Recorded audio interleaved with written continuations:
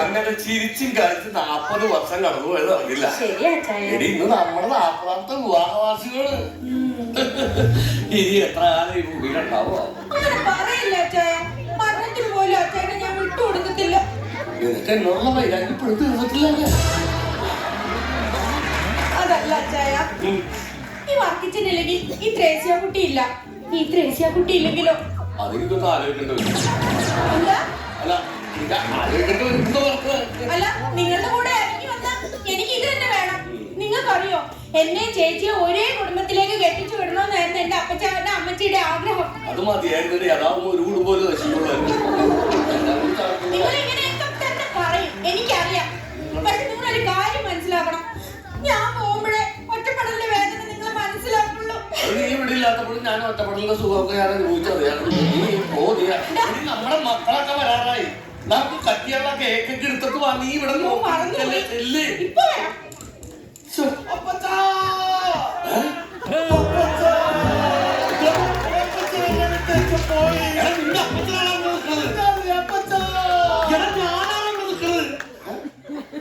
അപ്പച്ചൻ പോയില്ലേ? ഇല്ല. അമ്മച്ചി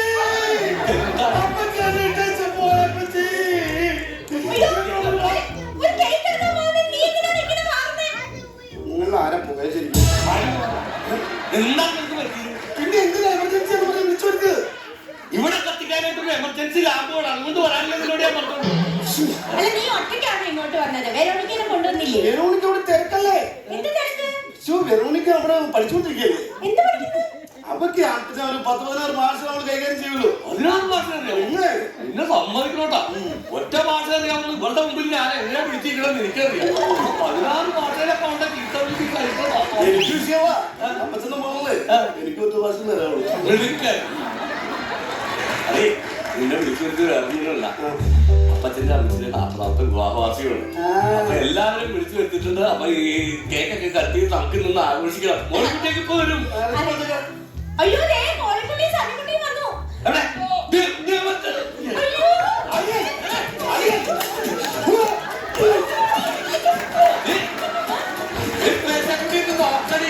അന്യന്മാരുടെ സ്നേഹം നോക്കണി. ഇതാണ് നിന്റെ ആങ്ങളെ കണ്ടു പഠിക്കുന്നത്.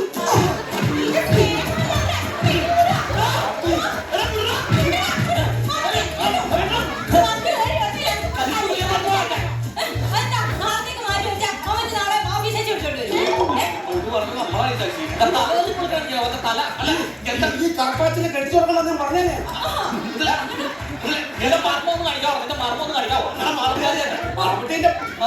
എന്താ പ്രശ്നം?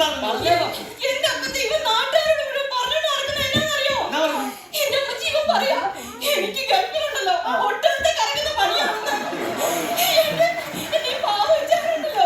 അവിടെ ഈത്തപ്പനക്കാരുടെ പണിയാണെന്ന്. അതൊക്കെ മോശമായിപ്പോഴാണ്. സത്യത്തിൽ എന്താ എന്റെ അപ്പത്തെ ഈ ഒട്ടകത്തെ കറക്കാൻ ഞാനാ. അമ്മ തെങ്ങുമ്പോ കാരണം അറിയാം. വിഷമാണൊന്ന് ഇവരെന്താ പണി ചോദിച്ചു? ഇവര് അമേരിക്കയിൽ ഇവരെന്താ പണി ചോദിച്ചു? ഞാൻ സേവ് ന്യൂയോർക്കില് ഡിപ്പാർട്ട്മെന്റില്ല. അവരെ ഓഫീസിലാണ്. Save New York department. പണി അറിയാമോ? മൊത്തമൊന്നുമില്ല, ഫുട്പാത്ത് മാത്രം. അതെ, വിളിച്ചു വന്നേക്കാ കാര്യം എന്താ? അതെ, അപ്പച്ചന്റെ അമ്മച്ചിന്റെ 40ാമത്തെ വിവാഹവാസികളാണ്.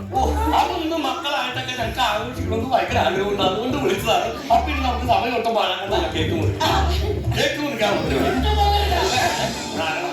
ഉദ്ഘാടനച്ചപ്പനുണ്ട്. കേക്കിൽ തൊട്ട് പോകരുത്.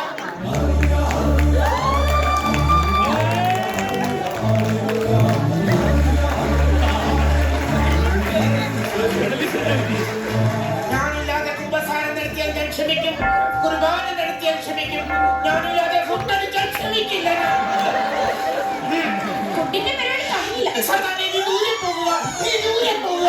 നിന്നെ പോലുള്ള ജീവികളാണ് ഇപ്പൊ വരയ്ക്കുന്നത്. ദൂരെ പോകും, ദൂരെ പോകും. അറിയാക്കാൻ വവ്വാലല്ല, വക്കീൽ. വവ്വാലിനും വായുണ്ട്, വക്കീലിനും വായുണ്ട്. നീ ഇപ്പൊ വായുവിലൂടെയാണ് പറയുന്നത്. നീ വായെടുത്ത് മാറി നിൽക്കുക. അല്ലെ ഞാൻ പോകാൻ കണ്ടപ്പോ തന്നെ മനസ്സിലായി നീ പോത്താണെന്ന്. ഓ അഡ്വക്കറ്റുമാരിൽ പോത്തുണ്ടോ? എങ്കിൽ അഡ്വക്കറ്റ് മാതാക്ഷി മാറി നിൽക്കും. അച്ഛോ ഞങ്ങളുടെ കുടുംബത്തില്ല എന്നെ കട്ട് ചെയ്യാം, കേക്ക് കട്ട് ചെയ്യാം. ഞങ്ങൾ കുറിക്കട്ടെ നിൽക്കോ, ഇങ്ങോട്ട് മാറി നിൽക്കോ, അടുത്ത് നിൽക്കാം, മാറി നിൽക്കോ. രണ്ടുപേരും ദൈവത്തെ നന്നായിട്ട് ധ്യാനിക്കുക, കത്തിയെടുക്കുക, ഒരുമിച്ച് കത്തിയിൽ പിടിക്കുക, 2 പീസ് കട്ട് ചെയ്യുക. ഒന്നും കൂടി രണ്ടുപേരും ഓരോ പീസ് കയ്യിലെടുക്കും, എടുക്കും. 2 പീസും 2 കയ്യിലെടുക്കും. പരസ്പരം നോക്കൂ. 40ാമത് വിവാഹ വർഷം ആഘോഷിക്കാൻ പോവുകയാണ്. പരസ്പരം ഈ 2 കേക്കുകളും അടുപ്പിക്കൂ. എന്നിട്ട് എന്റെ വായിലേക്ക് വെക്കൂ. അത് ശരിയാവില്ലേ? എങ്കിൽ നിങ്ങൾ പരസ്പരം ഈ കേക്ക് വായിൽ വെക്കൂ, ഞാൻ ഇതെടുത്തോളാം.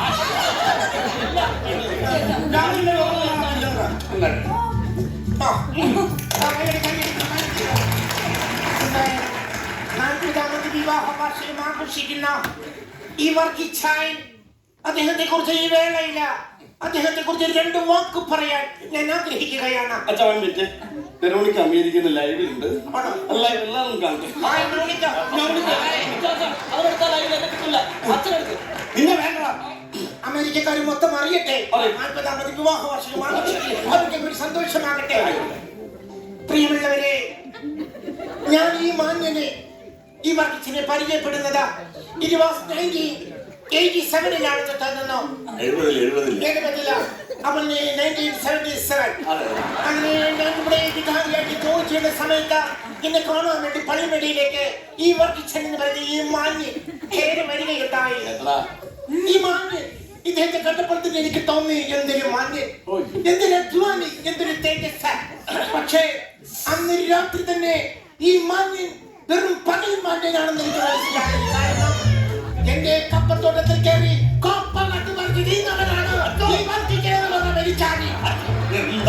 അന്ന് ഞാൻ കപ്പിയാരും കൂടി ഒരു വൈദ്യുതത്തിലൂടെ ഈ വർക്കിച്ചിനെ ഞങ്ങൾ പിടിച്ചു, തെങ്ങിൽ കെട്ടിയിട്ട് തല്ലി, നാട്ടുകാർ തല്ലി. പക്ഷേ നിങ്ങളത് വിചാരിക്കണം, ഞങ്ങൾ തല്ലി കഴിഞ്ഞു പോയപ്പോൾ ആ കെട്ടഴിച്ച് കെട്ടിയിട്ട് തെങ്ങിൽ കയറി തേങ്ങാവട്ടവനാണ്.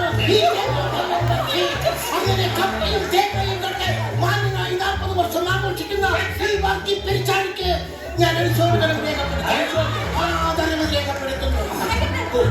ഇതിലും അച്ഛൻ എന്റെ വീട്ടിലുണ്ടെന്ന് വേണം. എന്നാത്തിനോ? ഞാനൊരു പുതിയ പട്ടിയെ വാങ്ങിച്ചു. സാധാരണ പുതിയ വണ്ടി മേടിക്കുമ്പോഴാണ് അച്ഛനെ വിളിക്കുന്നത് വെഞ്ചരിക്കാൻ. ഇത് പട്ടീനെ വിളിച്ചിട്ട് വെഞ്ചരിക്കാനോ? ശരി ശരി വരാം. പട്ടി കടിക്കുമോ? അല്ല, അത് കടിക്കുമോന്ന് അറിയാൻ വേണ്ടി അച്ഛൻ വരാം. പട്ടീനായിട്ട് കടിപ്പിക്കാനുള്ള പരിപാടിയാണ്, ഞാൻ വരത്തില്ല. അവിടെ അപ്പത്തിന് ആവശ്യിക്കാൻ എന്നാ ആഗ്രഹം വെച്ചാൽ പറഞ്ഞോ, ഞങ്ങൾക്ക് സാക്ഷിയില്ല. എന്ത് വേണേലും പറഞ്ഞു. അച്ഛൻ പറ, നീ പറഞ്ഞാൽ മതി. അച്ഛൻ പറ. ഒരാഗ്രഹം പറയാനാണോ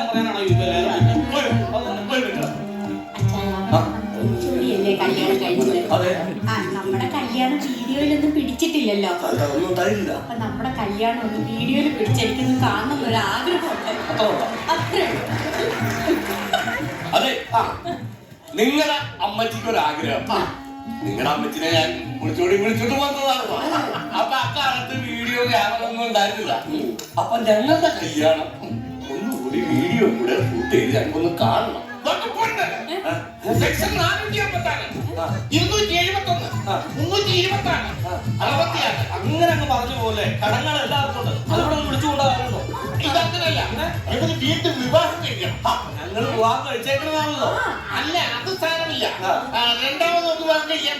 അതെ, ഇപ്പോഴത്തെ ബന്ധം തന്നെ ഇപ്പൊ ഡിവോഴ്സ് ഒക്കെ നടക്കുമോ? പിന്നെ നടക്കും. ഇന്ന് രാവിലെ നടത്തിയിട്ടല്ലേ വന്നത്. നിങ്ങൾ തന്നെയാണ് ഇതൊക്കെ നടക്കുന്നത് സാധാരണ. അതെ, കഴിഞ്ഞ 32 വർഷമായിട്ട് പെൺപിള്ള എന്റെ പാത്രം കൊണ്ടിരിക്കുന്നു.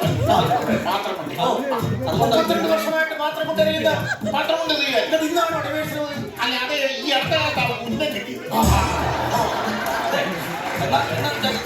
ഇത് ഡൈവേഴ്സ് ചെയ്തിട്ട് ഞങ്ങൾ 2ാമത് കല്യാണം കഴിക്കണം. നടക്കണ കേട്ടാണ് ഇത് പെട്ടെന്ന്. വീഡിയോ എടുക്കാം.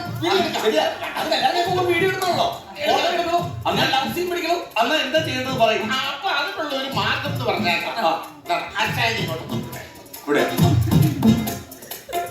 അച്ഛനെ വിടണം. അമ്മേനെ വിളിക്കണം. ചേട്ടത്തി ഇവിടെ. ഉടനെ എന്നെ കല്യാണം കഴിപ്പിക്കോ? ചേട്ടത്തി മെല്ലോട് ശരിയായി. ഇപ്പല്ല കുരിശു വരയ്ക്കാൻ. Okay, thanks.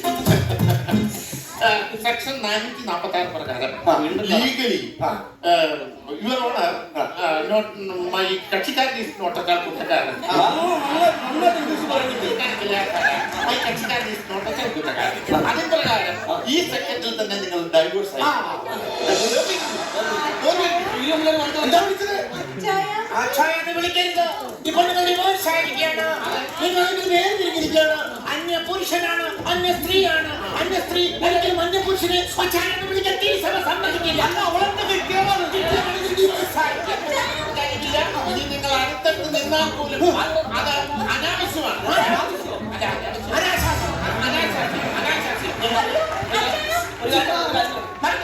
അന്യ ആൾക്കാരുടെ ചീത്തപ്പനുണ്ടാക്കുന്നത് മാറി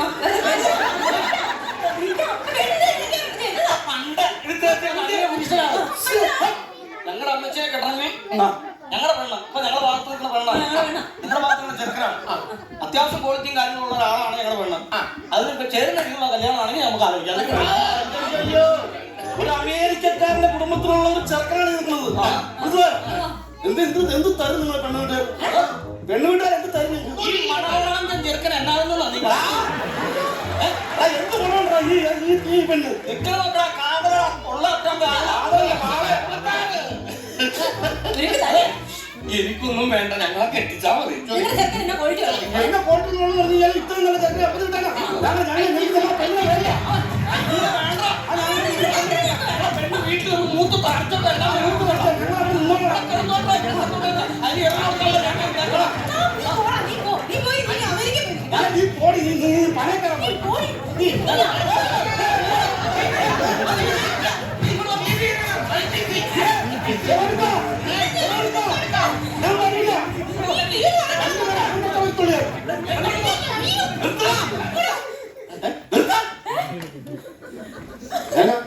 ഞങ്ങള് പിന്നെ കെട്ടി, ഒരുത്തന്റെ സഹായമില്ലാതെ ഞങ്ങള് കെട്ടി. അപ്പൊ എന്നാണല്ലോ നിങ്ങൾ എല്ലാം വെച്ച് കാര്യങ്ങളൊക്കെ ശരി. ഇനി മക്കൾക്കുള്ള വീതം എന്താന്ന് വെച്ചാൽ ഇപ്പൊ തന്നെ തിരിച്ചു തന്നെ അതൊക്കെ മക്കളുള്ളതാണ്. ആർക്കൊക്കെ എങ്ങനെയൊക്കെ ഒന്ന് പറഞ്ഞു തരാം. ഞങ്ങൾ എന്തായാലും രണ്ടാമത് കെട്ടിയതാണല്ലോ. അപ്പോ ഇനി ഞങ്ങൾക്ക് കുട്ടികളുണ്ടാവുമ്പോ ആ മക്കൾക്ക് ഞങ്ങൾ ആ സ്വത്തുക്കൾ മുഴുവൻ പുറത്തേക്കാം. നല്ല തീരുമാനം.